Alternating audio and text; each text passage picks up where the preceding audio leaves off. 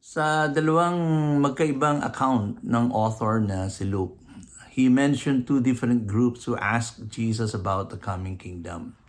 One of them was the Pharisees. Yun ay nangyari during his earthly ministry. And the other one was his disciples, his followers. And the setting was prior to his ascension.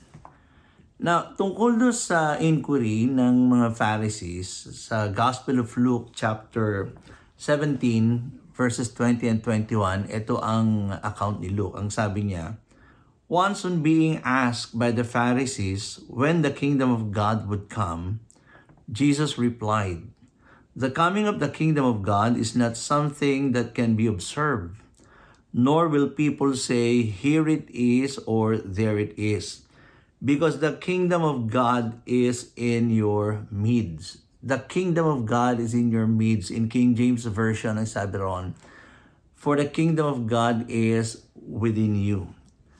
Now, we need to understand that these people do not believe that God's visitation has already takes place. Okay?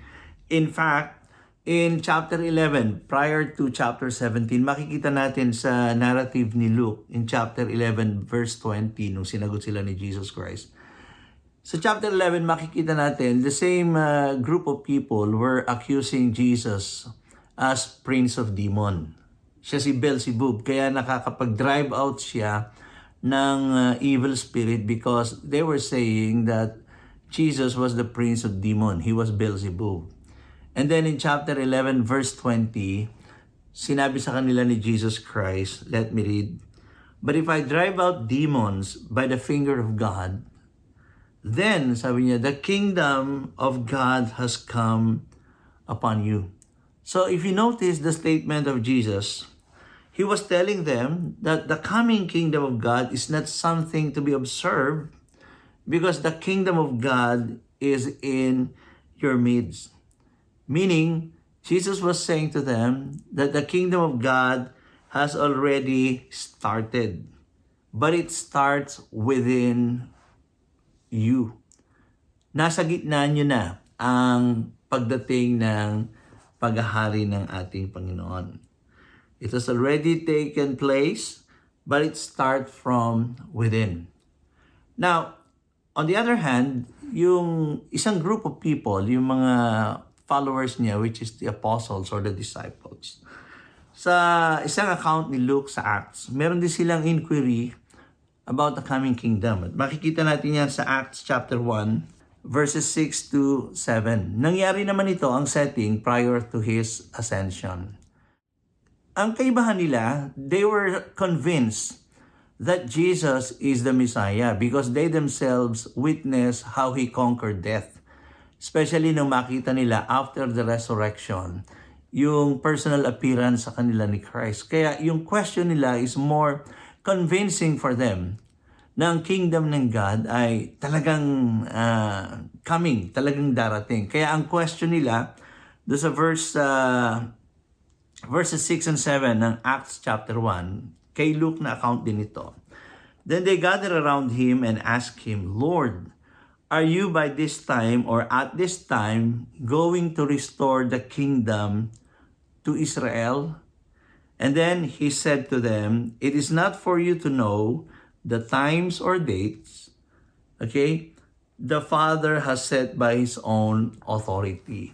Kung mapapansin natin na similar question, but they receive two different answers from Jesus himself.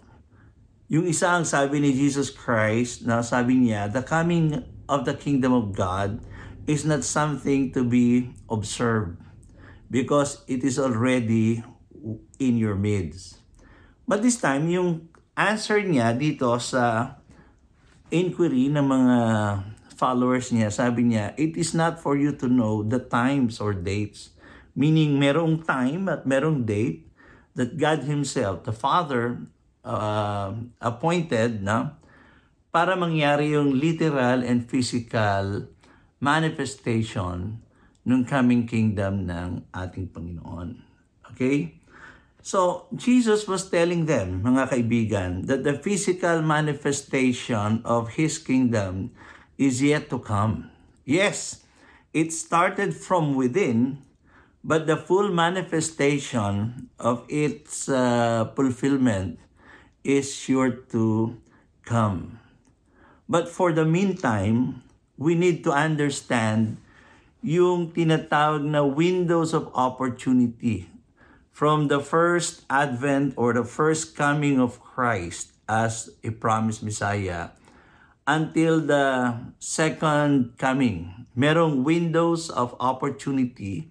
We need to understand na ito yung panahon na ibinigay ng Diyos para sa Gentiles. Okay, ang tawag diyan ng marami is the dispensation of grace, or ang iba naman ang tawag is church age. At ang iba, ang tawag diyan na mention ng scripture, ang tawag is the present age. Kasi meron ka mababasa sa scripture, present age, okay, age to come, and so on. So, parehong question about the coming kingdom, pero magkaiba yung sagot ni Jesus Christ. Dun sa mga Pharisees na hindi naniniwala na si Jesus ang Messiah, sinabi sa kanila that the coming kingdom of God is already within you, in your midst. Okay? Sa mga apostles naman, ang sabi niya, it is not for you to know the dates, the exact dates and season.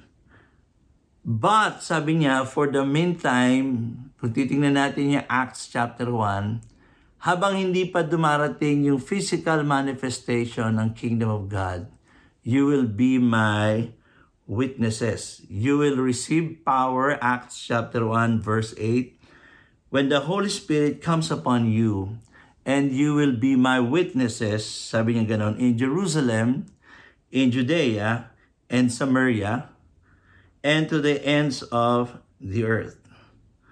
And interestingly to know, mga kaibigan, that sa account ni Luke, sa Acts, okay, both, no, he mentioned yung message, yung last message ni Jesus Christ sa mga apostle at yung message ni Paul, the same book sa Acts. Iisa ang theme. It's all about the coming kingdom of God. Kasi makikita natin ang Acts chapter 1, no, prior to verse 6, makikita natin diyan yung testimony ni Jesus Christ sa ni Luke sa verse 3. Ang sabi rito, after his suffering, he presented himself to them and gave many convincing proofs that he was alive. He appeared to them for a period of 40 days and spoke to them about the kingdom of God. Prior to his ascension, for 40 days, Jesus spoke to them about the kingdom of God. And then yung final chapter ng Book of Acts, makikita natin sa chapter 28. Ang character naman na sinusulat niya rito was Paul. Makikita natin sa verse 31, which is the very last verse of his account. Sabi niya, he was talking about Paul, he proclaimed the kingdom of God and taught about the Lord Jesus Christ with all boldness and without hindrance. Both sa kanyang account, yung last minute or yung last days ni Christ, ipinakita ni Luke kung gaano pinapahalagahan yung message of the coming kingdom. And even yung testimony niya about Paul. Ikinikwento niya that during his last days on earth, Paul was teaching and preaching to them about the coming kingdom and about the Lord Jesus Christ. Kasi you cannot separate the message of resurrection from the coming kingdom. Dahil ang resurrection ang nagko-confirm na si Jesus Christ yung promised Messiah. Okay? At pag dumating ang Messiah, kasunod na darating ay yung promised kingdom of God. Let's pray. Lord, sa araw na ito, Father, I pray that you open our hearts and minds once again, that you teach us by your guidance, Holy Spirit. And I pray, Lord God, na magkaroon po ng passion ang bawat isa sa amin. Marikindle mo yung passion namin so that we may be able to live up with your standard and be your instrument to proclaim the coming kingdom of God. I dedicate to you this service, this fellowship. May your name be honored. May your name be praised. In Jesus' name we pray. Amen and amen. Now, sa pag-aaral natin ito, and this study, brothers and sisters, we will trace how Luke, as an author, narrated the following. First, yung fulfillment ng coming kingdom. How the kingdom of God was established. Kasi ito po ay prophecy even sa book ni Daniel. And yung account ni Luke, ninanarrate niya kung paano ito nagkaroon ng fulfillment. Kasi in between his first advent or first coming hanggang dumating yung physical setup ng kingdom, okay, meron ng mga developments. At ang isang development dyan ay yung fulfillment ng existence ng spiritual kingdom, which is the church. Although the church is not the kingdom itself, but the church embodies, okay, the very purpose of God's kingdom. So titingnan natin, so study natin ngayon kung paano ito na-establish, okay?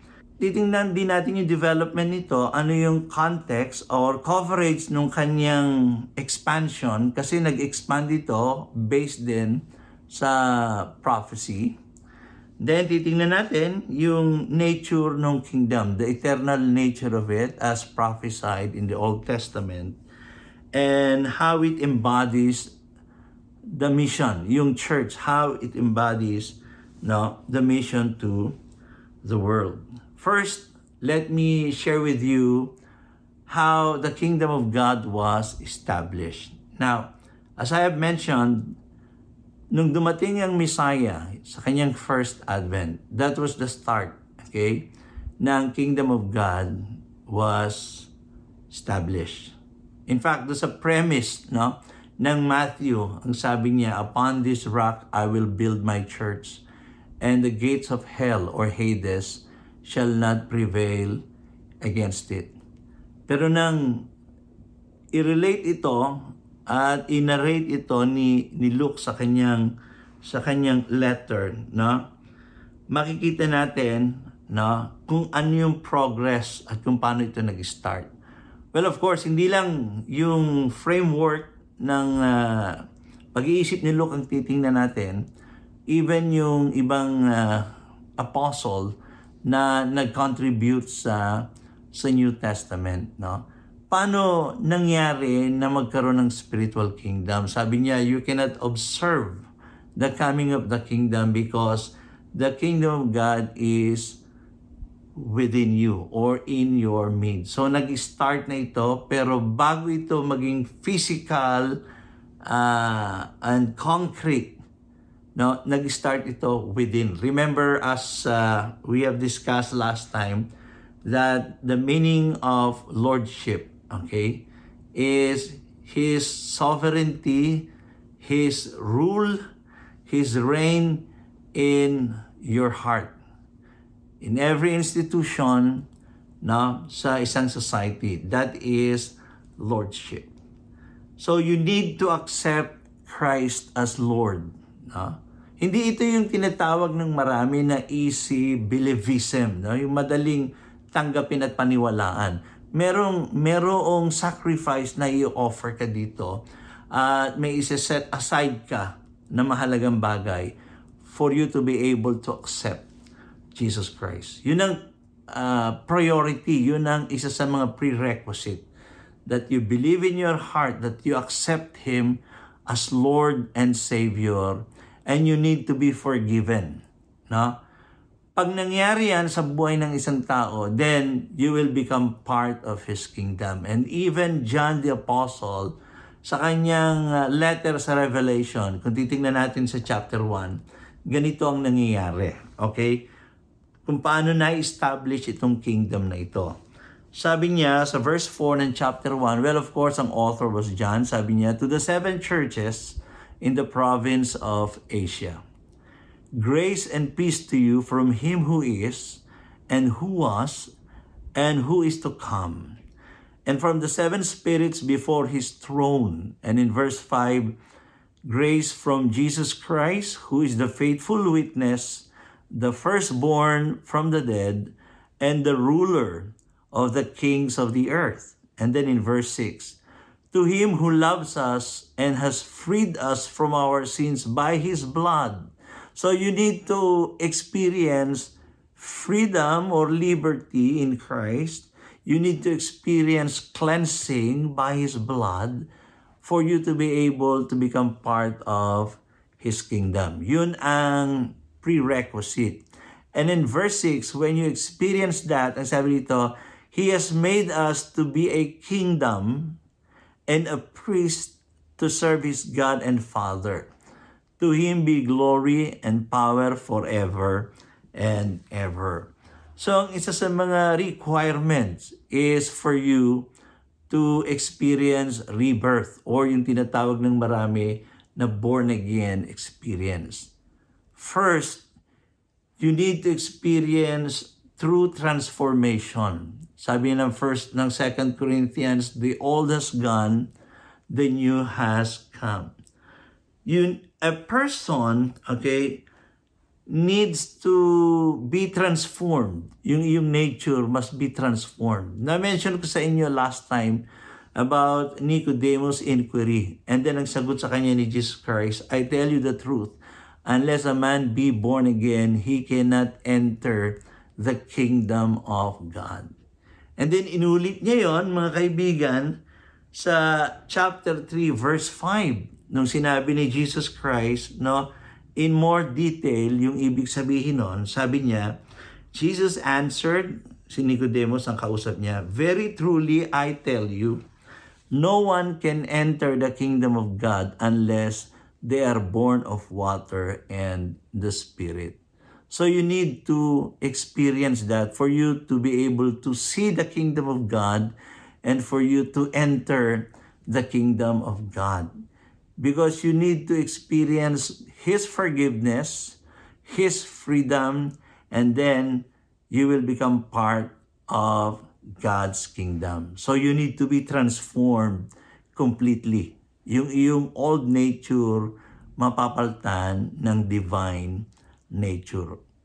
Given na po yan, marami na sa inyo ang nakarinig ng preaching niyan. But not only that, no? A person's nature must not only be transformed. Number 2, your loyalty must be transferred. Yung allegiance mo. Okay? Ang sabi ng Colossians chapter 1 verse 13, for he has rescued us from the dominion of darkness and brought us into the kingdom of the Son he loves. So, yun ang mangyayari. So, una, you will be transformed completely. Magkakaroon ka ng bagong nature. Pangalawa, you will be transferred. Okay? Transformed and then transferred from the kingdom of darkness unto the kingdom of the one he loved so much. Yung allegiance mo ngayon, ibibigay mo sa bagong Panginoon. Kaya nga, Lordship ang tinatawag natin palagi. Napaka-importante po nun.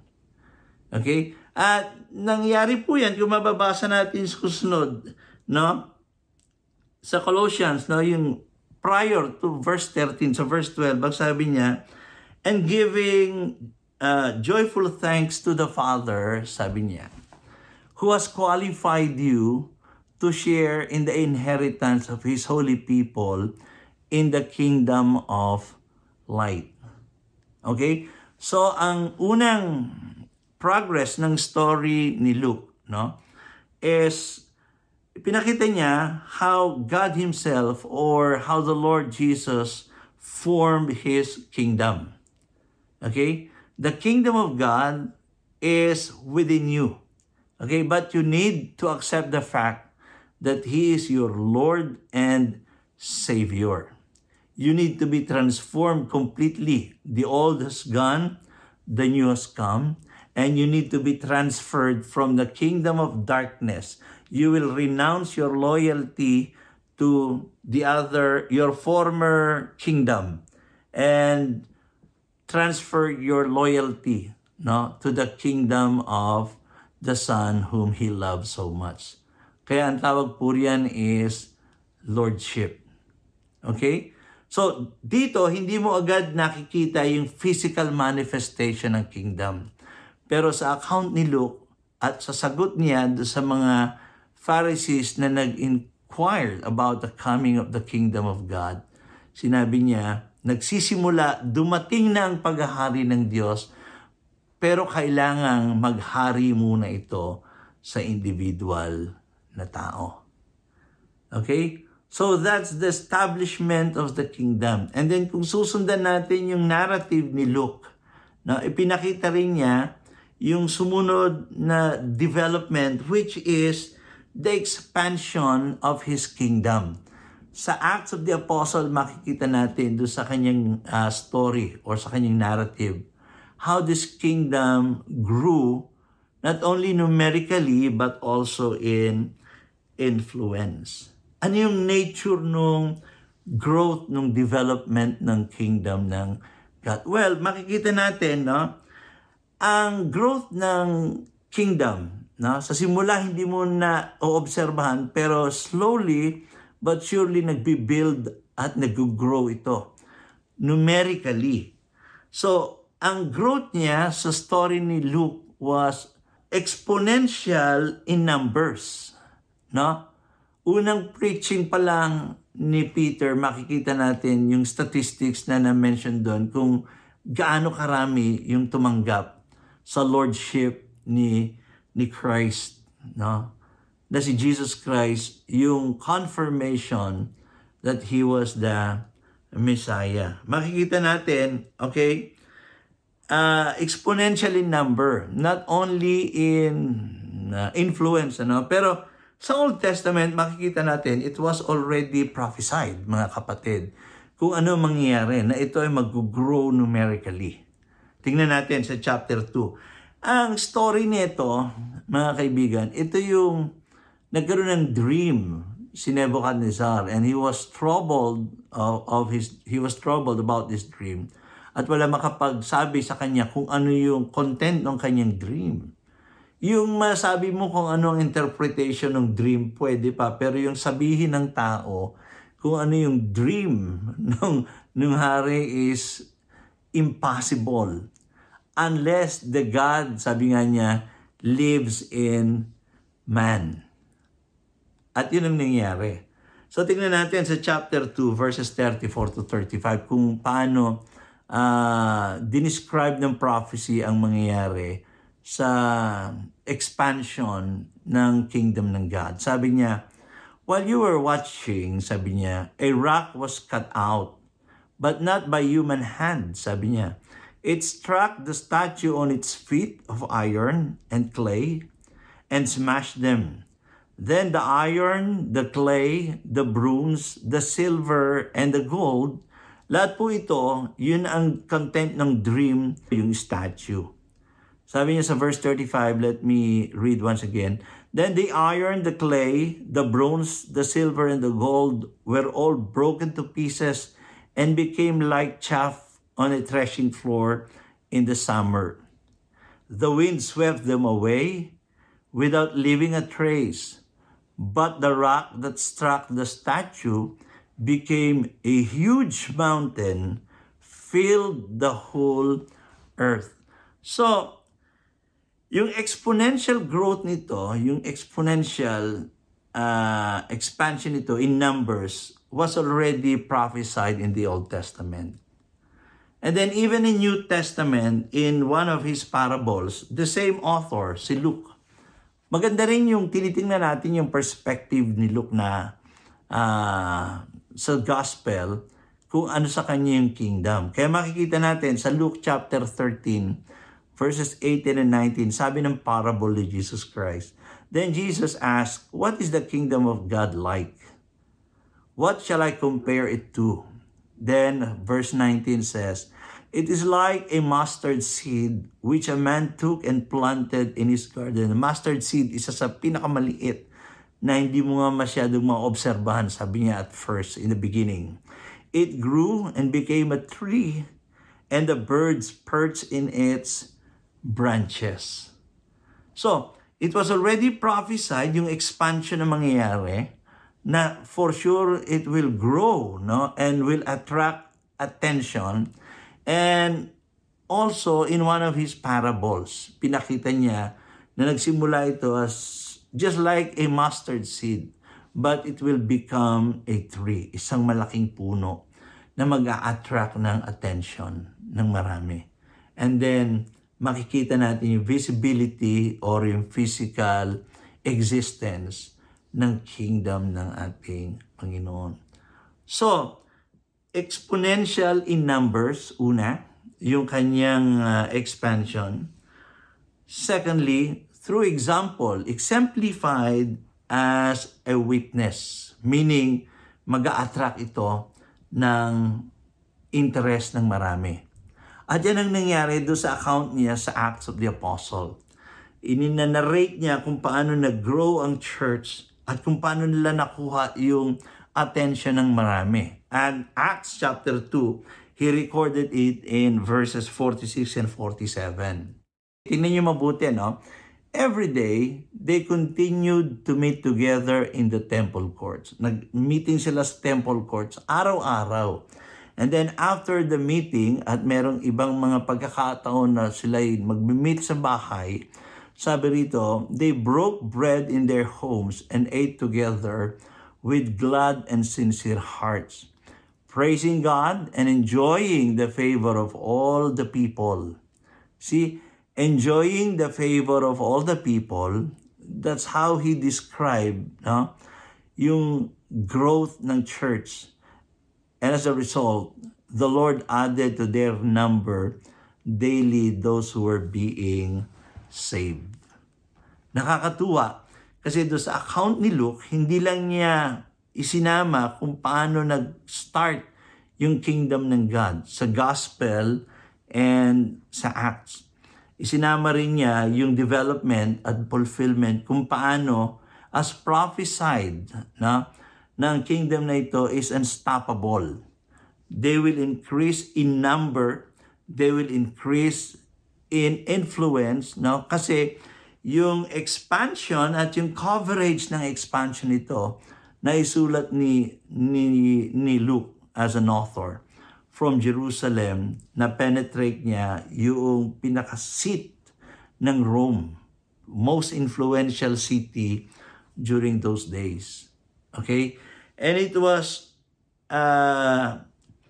exponential in number and exemplified as a witness. Example sila as a witness. Okay? So, hindi lang yun. No, pangatlo, makikita natin dito sa ating tinatalakay about the kingdom of God na sa Old Testament, sinabi ng author ng Daniel yung eternal nature nitong kingdom na ito. It is not like the powerful kingdoms in the past na nag-rise into power and then after several years, they were conquered by another powerful nation and then they ruled for several years or even decades. No?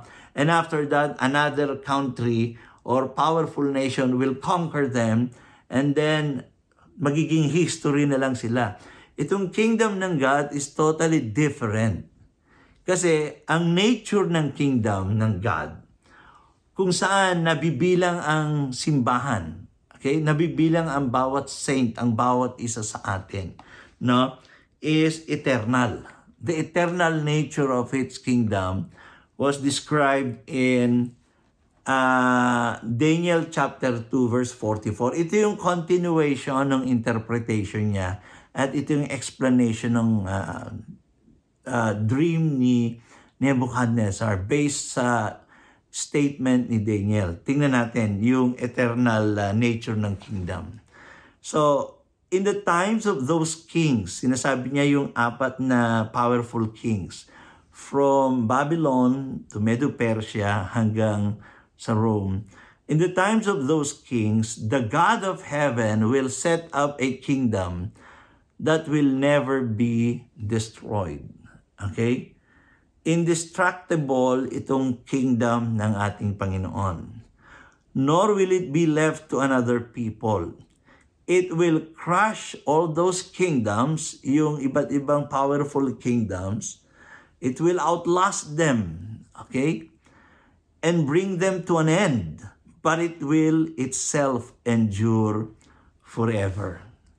Now, it is indestructible. It will never be destroyed, sabi niya. And the kingdom of God will itself endure forever. Yes, it will be tested by time, by pressure, no? Because as per recorded, no, in the book of Acts, and even sa church history, yung mga early fathers, makita natin that this kingdom, no, they experienced a very strong opposition. Even when the time that Jesus Christ himself was announcing the coming kingdom, he experienced a lot of opposition. Nung mag-exist ang church after the Pentecost, makikita natin yung opposition from some of the religious leaders. Okay? Even the time of Paul and the rest of the Christian leaders, may mga opposition sila from other emperors. No? This kingdom, the church, okay, is just a part of the kingdom. Pero sila yung tawag dito, sila yung nagsimula, okay? Naging agent ng kingdom. They experience strong opposition, yes. They experience severe persecution. Now, kung makikita natin ng history, no, yung mga founders or early fathers, no, they were burned alive, no? They were imprisoned, they were tortured because of the message of the kingdom.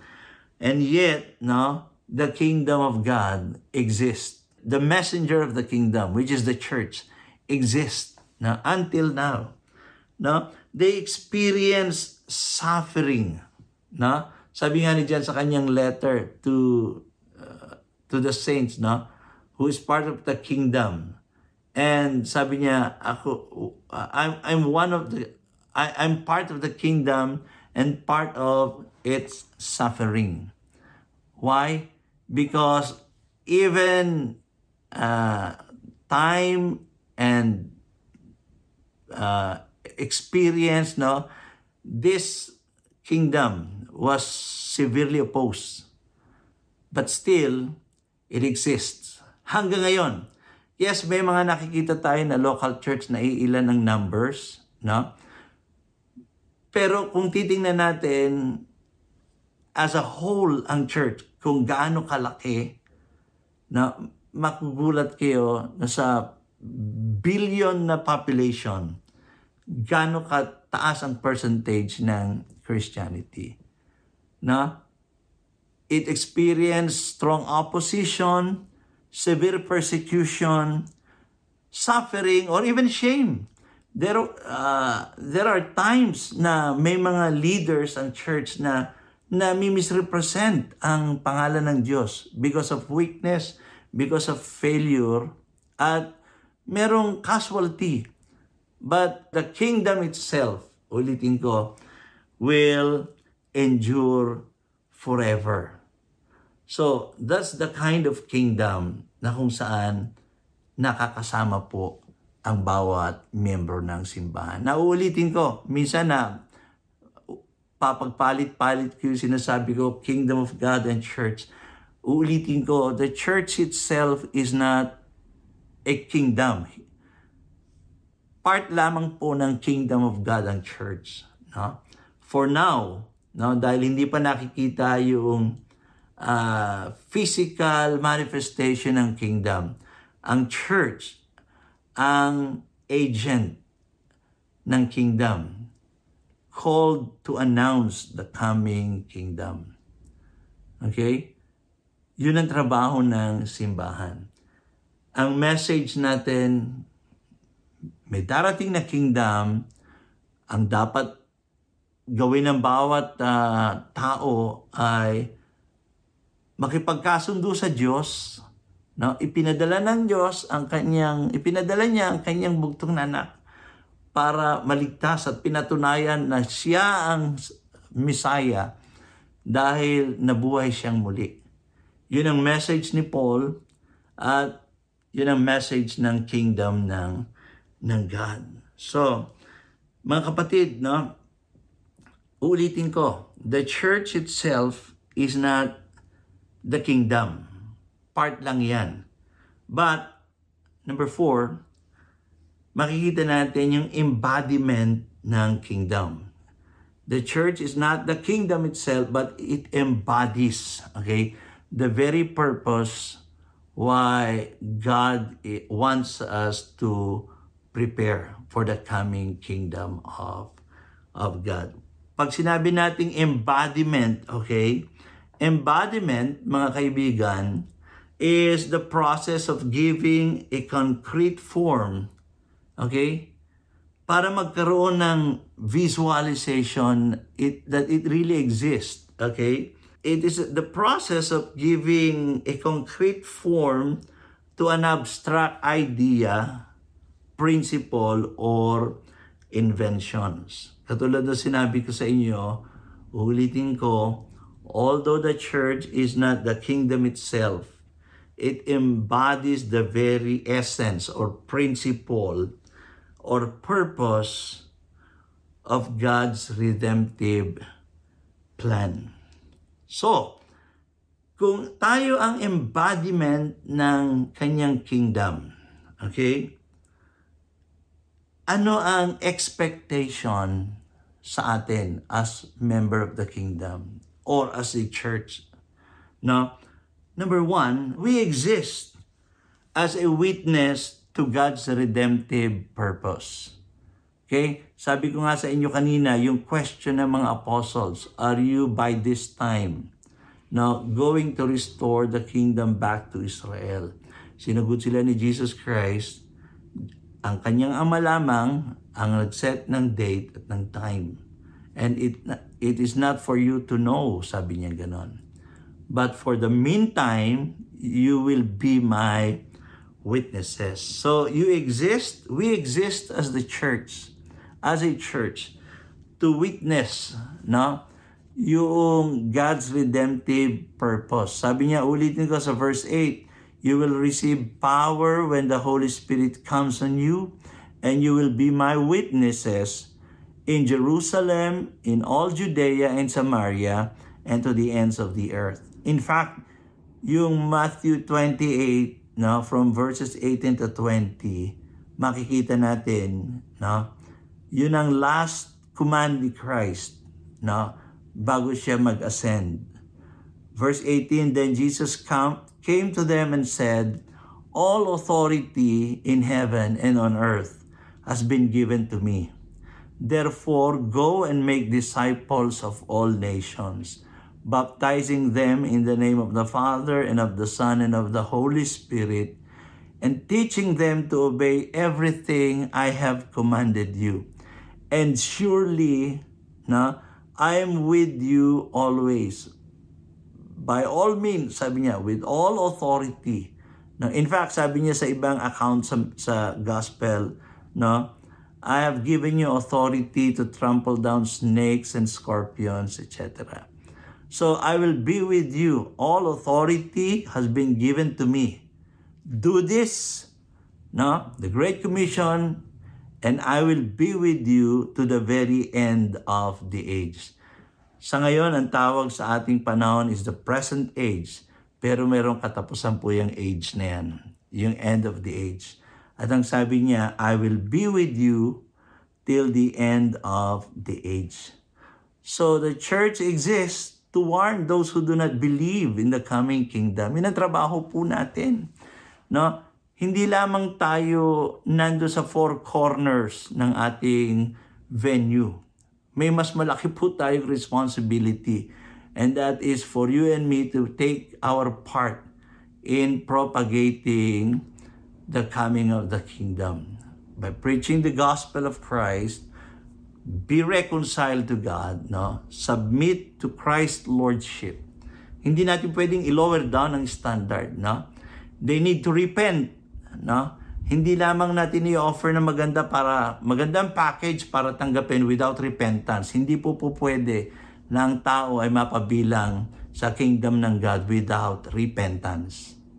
Okay? Kung hindi tama ang iyong pamumuhay as a person, you need to repent and be reconciled with God. You need to experience God's forgiveness and freedom. Okay? So yun ang trabaho ng church na para ma-embody natin ang kingdom ng God. Next, we need to exist to worship the one true God. Okay? And it is a fact, given na po yan, that we assemble every week to worship. Okay? But we need to understand, if we define worship in a broader sense, makikita natin that true worship is not just uttering praises to God, giving our thanks to God, okay? But the true act of worship ay marami pong facets, no? Sabi nga ng Romans chapter 12, no? In view of God's mercy, offer your bodies to God, no? Holy and acceptable sa ating Panginoon, which is your true spiritual worship. Remember, ang sabi ni John sa kanyang letter, He has made us a kingdom and a priest to serve God. At kung titingnan natin yung letter ni Paul sa Romans, isa sa description niya as a priest, ang kanyang description as a priest is to offer God. And one of them is to bring the Gentiles back to Him. To bring the Gentiles back to God as an offering to God. So maraming facets ang worship. Ang nakakatakot ay isa-substitute natin at aalisin natin yung ibang responsibility natin. Dahil ang gusto lang natin is to give thanks and to honor God through songs and worship. Malaking bagay yon, pero may iba pang meaning ang worship. So, for us to embody the kingdom of God, we exist to witness, okay, to the coming kingdom of God. We exist to worship the one true God. And we exist to work, mga kaibigan, to work for the marginalized members of the society. Ulitin ko po, we exist to work on the marginalized member of the society. Sino-sino yan? The widows or the elderly na wala pong ibang inaasahan kung hindi ang Diyos. At kung makikita po natin from Old Testament hanggang sa New Testament, meron silang program how they administer do sa mga less fortunate orphans. In fact, yung Acts of the Apostle, kaya nila na-appoint si Stephen dahil nakita nila na merong malpractice o merong misappropriation doon sa mga Hellenist Jew na believer at doon sa pure na believer. Bakit? Kasi ang church before, meron silang concern doon sa mga orphans, sa mga widows, sa poor. From Old Testament, makikita natin. At kung titingnan natin yung tithing, meron talagang naka-appropriate once a year para sa mga less fortunate member ng society. The orphans, the widows, and the poor. Sabi ni James, ano ang tunay na relihiyon? True religion is this, okay? To take care of the orphans, okay, the widows, etc. And to avoid doon sa mga makakakontaminate na lifestyle sa ating paglakad sa ating Panginoon. I-paraphrase ko lang doon sa aking ibig sabihin. Pero dito, mga kaibigan, no, sa month na ito, ipinapakita sa atin ng author kung paano nagsimula ang promised kingdom, yung fulfillment ng kingdom of God, how God established His kingdom, okay? He formed a church, no, as part of the kingdom and made them a kingdom and a priest to serve God.